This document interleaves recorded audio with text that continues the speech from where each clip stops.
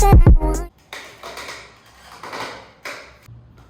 everyone, welcome back to another video. I have some advice for you guys. I am fresh out of high school and I thought I'll help you guys out in high school. Maybe it's your first year in high school or you're in a different grade and you just need some advice because you don't have that older sister. Well, I'm here for you. And also, we hit 100 subscribers, so thank you so much for that. I love and appreciate you all. I really hope we do grow more in the future. So I'm gonna start off with grade 8. My advice for you guys is to have fun, explore the extramurals, get into sport, something that you really admire or like really passionate about. For example, for me it was swimming, but I made the mistake of being late to join, so instead I took debating. It was an experience, I'll tell you that, it really was. I probably learned how to get my communication skills from there and how to develop a really good argument case. Really helped build my courage with public speaking. So if you have a problem with public speaking, do try debating. I just get into different kind of sports, maybe like swimming, tennis, whatever your school's got to offer. Get into something. Don't become lazy and just focus on academics. It's really good to be well-rounded. Don't exert yourself too much. Don't be like, okay, I'm gonna do everything this year and that is it. No. Focus on one sport, maybe a year or like a term, and then just stick to that, because at the end of your high school career, it's going to look really good when you get your testimonial. I suggest you guys read a lot of books, especially if you're struggling with English or any language specifically. Read. Exam, so paper 3 counts for more than any other paper. So read. Stay away from the grade 12s. They are not for you. You will get roasted. So absolutely just focus on yourself.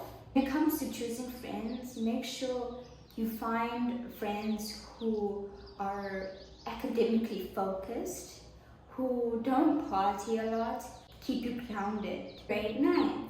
Choose your subjects very wisely. Go into something you're passionate about. Don't do just for just. If you're planning to leave the country, I suggest you do take math core. I was very blessed to be able to choose the subjects I'm most passionate about. Like I took art and I took business as well. So choose subjects very wisely, especially when it comes to like career planning.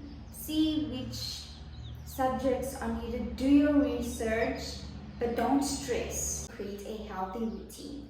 So this routine would be able to help you with the last 3 years, which would be your senior phase. Because grade 9 is like that last year for like fun and stuff, I'd say you analyze your strength and weaknesses.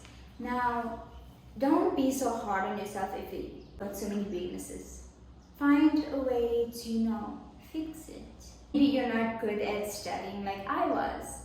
That's okay. Find strategies that will get you focused. Find ways that you'll be able to understand. Like for most of my entire schooling year, all I did for studying was like reading through my notes and was my studying, because most of the time I paid attention in school.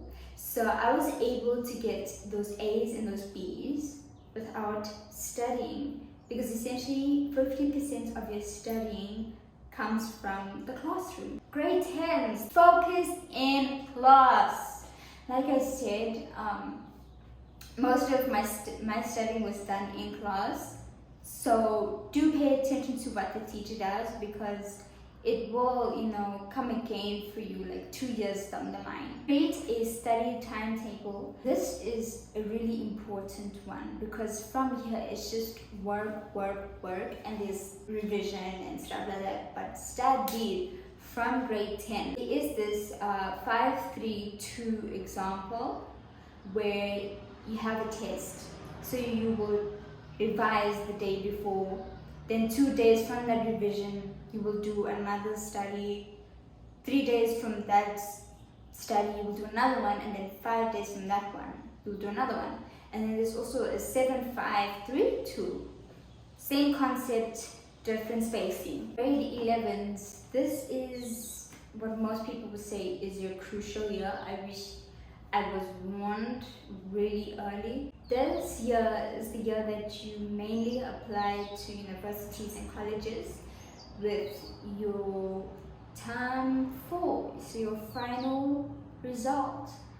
So from day one, even before school starts, I suggest like doing past papers. There is a site, they have government past papers. I will link it in the description below. I have used it quite a few times. It is really great. So do past papers, learn what it feels like to be tested on things, what kind of sums or questions you're expected to be asked in the paper. You'll have like an advantage over every other learner or student within your grade. Listen to your teacher's advice. They are there for you to help you, and they know better than you because they have walked this earth longer than you have. If they say, you know, this is what you need to do in order to obtain good grades, do it. If it's not working out for you, explain to them. There's always trial and error, and this is the last year to do trial and error. So pay attention and listen to your teachers. This is also the year where now it gets real. You have to start thinking about careers. If you haven't already back in grade 9, you just took the subjects because it gives you a vast opportunity of careers. This is the time to get serious. If you don't have a school counselor, I suggest you do some research in careers. But if you do, go to a school counselor, let her or him help you decide, you know, what's good for you and what careers when you do. This also intertwines with, I told you to analyze your strengths and weaknesses, because then with your strengths and weaknesses, you can also from there figure out what career choice is best fit for you. What are you passionate about? What is your strength? Use that to your advantage and seek a career. Grade 12's most important year of your schooling career ever. It's, you know, been a while, you're tired, you're stressed because this is your most crucial year.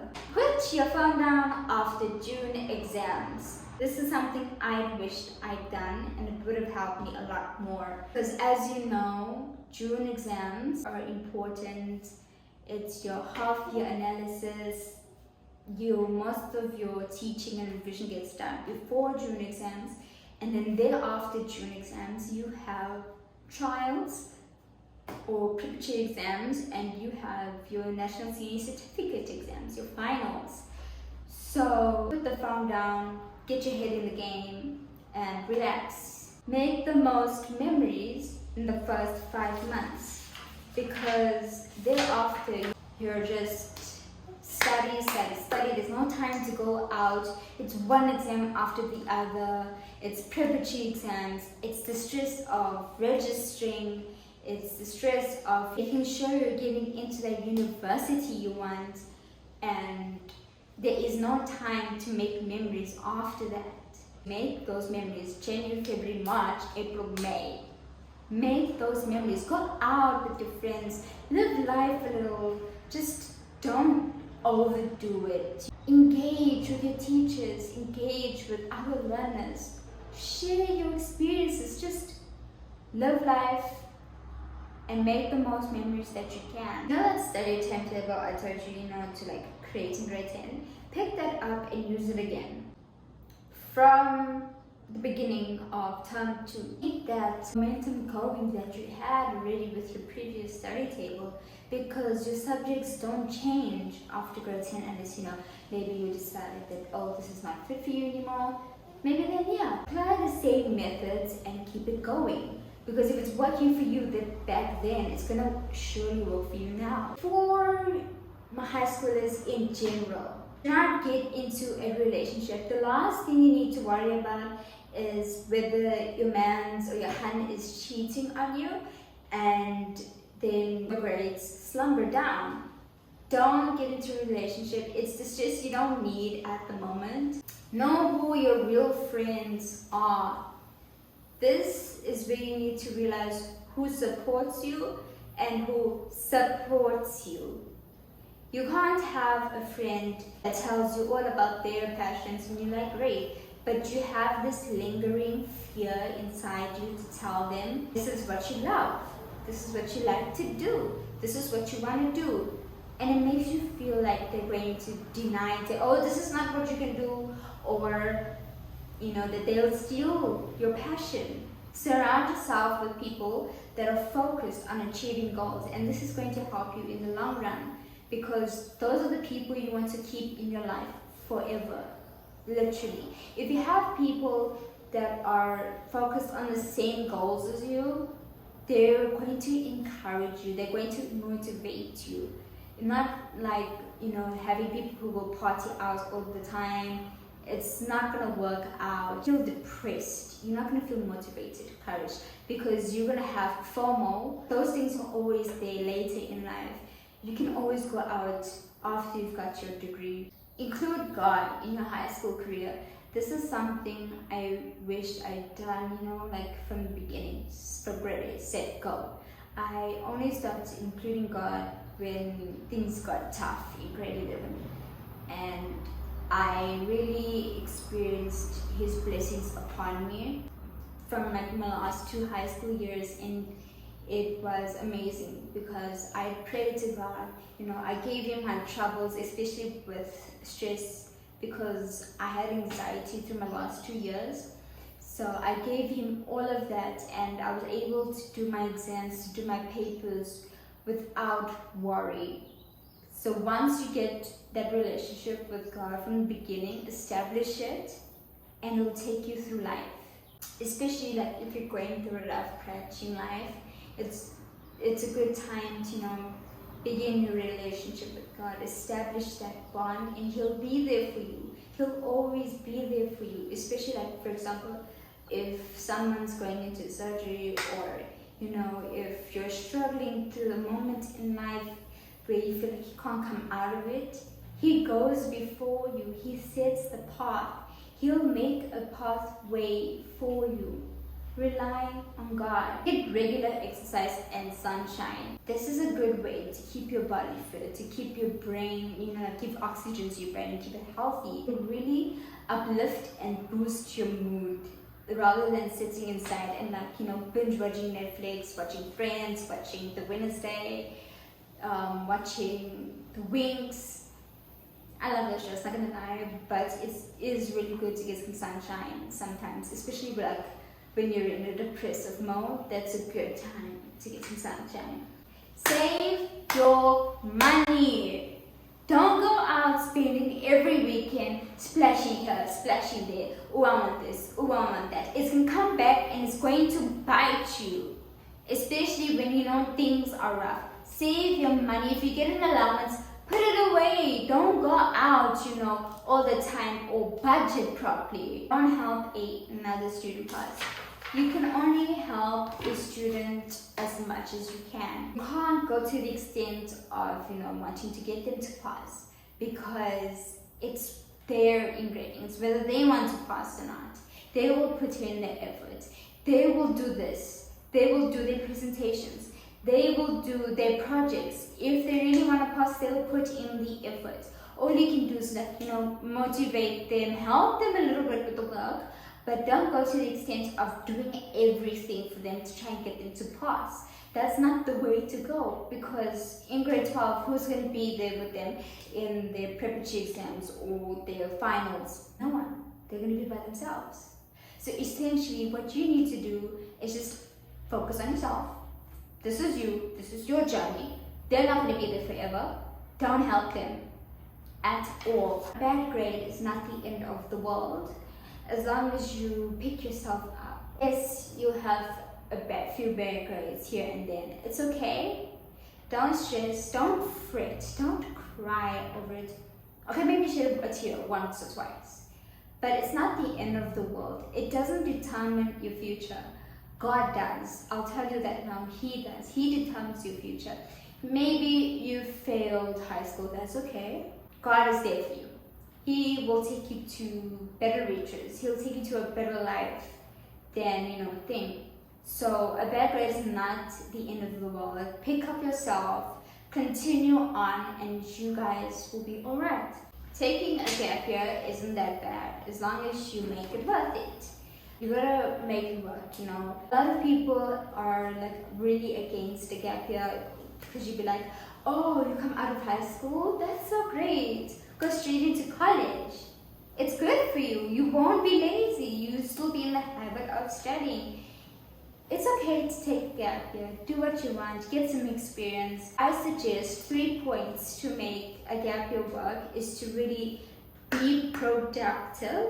Maybe like get a summer job, get a temporary job, part-time job, same thing. Take on courses, learn a new skill. A gap year is also a time where you can also travel if you have the money for it, experience different parts of your country. Just as long as you know that you have to come back to university after your gap year. Don't listen to what other people say.